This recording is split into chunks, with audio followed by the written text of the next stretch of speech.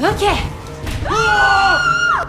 Oh, Rodel! Qu'est-ce que tu fais ici? Je vis ici, espèce de conne! Non, on est chez Jasper. Jasper vit ici. Oui, c'est mon petit frère. Ah, ça pourrait pas être pire. C'est mieux que...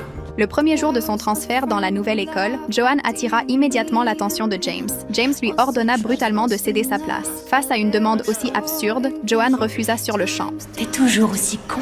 Là, j'essaie d'être sympa, au contraire. En voyant quelqu'un oser défier James ouvertement, Will se sentit tout de suite intrigué par cette fille. Encore plus surprenant pour lui, Joanne aimait aussi les poèmes de Shakespeare. La chevalerie est morte.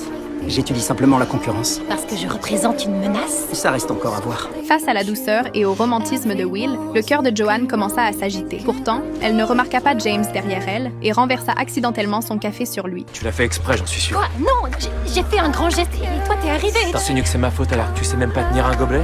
C'était un accident. Pas la peine de s'énerver pour ça. James emmena Joanne brutalement dans les vestiaires. Il retira sa veste et lui ordonna de la laver à la main avant de la lui rendre. Rapidement, la rumeur selon laquelle James avait coincé Joanne dans un coin de la douche se répandit partout. Lorsque Will apprit que la fille qu'il aimait avait été harcelée, il décida de déclarer à James que Joanne était à lui. Sois sympa avec elle, s'il te plaît. Elle me plaît beaucoup. En réalité, dès le premier regard, James était tombé profondément amoureux de Joanne. Furieux, il attrapa Joanne et voulut la chasser. Non, attends, comment je vais rentrer chez moi? Tu peux garder la monnaie. Pour qui tu te prends? Va te faire foutre! Va te faire foutre!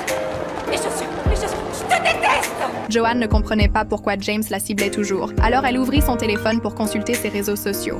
C'est trop chou. Qu'il est canon, putain. Sérieux. Tu aimes ce que tu vois?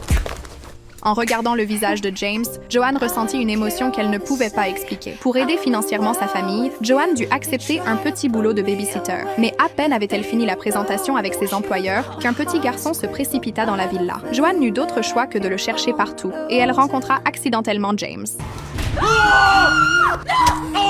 C'est alors que Joanne découvrit l'identité de James. Pour s'excuser, son père demanda à James de raccompagner Joanne chez elle en toute sécurité. Je ne pars que dans 1 heure, mais ça me ferait très plaisir de t'y conduire. Devant la rare douceur de cet homme, Joanne afficha un sourire satisfait.